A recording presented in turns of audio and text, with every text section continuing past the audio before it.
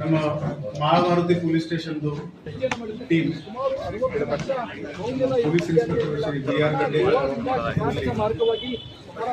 ಒಂದು ಲಿಗರ್ ರೇಡ್ ಮಾಡಿದ್ದಾರೆ. ಇದರಲ್ಲಿ ಇನ್ಫಾರ್ಮೇಶನ್ ಬಂತು. ಅದರ ಆಧಾರದ ಮೇಲೆ ಶ್ರೀನಗರ್ ಗಾರ್ಡನ್ ಹತ್ರ ಒಂದು ಟ್ರಕ್ ಗೋವಾ ಮ್ಯಾನುಫ್ಯಾಕ್ಚರ್ಡ್ ಆ ಟ್ರಕ್ ಇಂಟರ್ಸೆಪ್ಟ್ ಮಾಡಿದರು. ಡ್ರೈವರ್ ಹತ್ತಿರ ಯಾವುದೇ ಡಾಕ್ಯುಮೆಂಟ್ಸ್ಗಳು ಇರಲಿಲ್ಲ. ಈ ಸುಮಾರು 7,000 ಲೀಟರ್ ಆಲ್ಕೋಹಾಲ್ ಇವರು ಕ್ಯಾರಿ ಮಾಡ್ತಾ ಇದ್ರು ವಿದೌಟ್ ಎನಿ ಡಾಕ್ಯುಮೆಂಟ್ಸ್. ನಮ್ಮ ಕರ್ನಾಟಕ ಎಕ್ಸೈಸ್ ಆಕ್ಟ್ ಸೆಕ್ಷನ್ 234 ಪ್ರಕಾರ ಈಗ ನಾವು ಪ್ರಕರಣ ದಾಖಲೆ. ಇದು ಮೇಲ್ನೋಟಕ್ಕೆ ಇದರ ಲೀಕರ್ ಕಾಸ್ಟ್ 25 to 26 lakhs ಇದೆ ಅಂತ ಕೇಸ್ ಇದೆ. ಈಗ ಈ ತನಿಖೆ ಮಾಡ್ತೀವಿ. ಈ ಲೀಕರ್ ಎಲ್ಲಿ ಹೋಗ್ತಾ ಇತ್ತು, ಎಲ್ಲಿಂದ ಹೋಗ್ತಾ ಇತ್ತು, ಆ ಆರೋಪಿಗಳನ್ನು ಕೂಡ charge sheet that will be part of our investigation. ಅಲ್ಲಿಂದ ಹೇಗೆ ತಪ್ಪಿಸಿದ್ದಾರೆ ಅದು ಮೇಲ್ನೋಟಕ್ಕೆ ಅದೇ ಇಲೆಕ್ಷನ್ಗೆ ಹೋಗ್ತಾ ಇದೆ.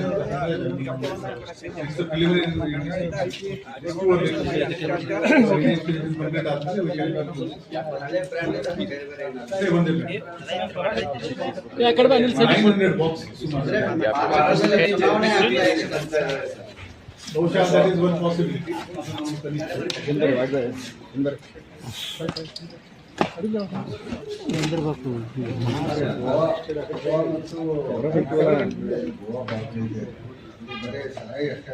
ಬೇರೆ ಬೇರೆ ವಸ್ತುಗಳು ಕೂಡ ಸಾಗಾಣಿಕೆ ಆಗ್ತಾ ಇದ್ದಾವೆ ಅನ್ನೋದು ಚೆಕ್ ಕೊಟ್ಟಿದ್ರು ಉಪಯೋಗ ಇಲ್ಲ ಅನ್ನುವಂಥದ್ದು ಸಂಬಂಧಪಟ್ಟ ಡಿಪಾರ್ಟ್ಮೆಂಟ್ಗಳು ಯಾರು ಎಕ್ಸೈಸ್ ಇದೆ RTO ಇದೆ, ಪೊಲೀಸ್ ಇದೆ, ಚೆಕ್ ಕೊಟ್ಟಿದೆ, ಕರ್ನಾಟಕ ಪಾಸ್ ಆಗಿ ಸಿಟಿಯಲ್ಲಿ ಮಾತ್ರ ಸಿಟಿ ಪೊಲೀಸ್ ಕಾರ್ಯಾಚರಣೆ ಮಾಡ್ತಾರೆ. ಡೆಲಿವರ್ ಸಂಸ್ಥೆ ಅಲ್ವಾ ಸರ್ ನಿಮಗೆ?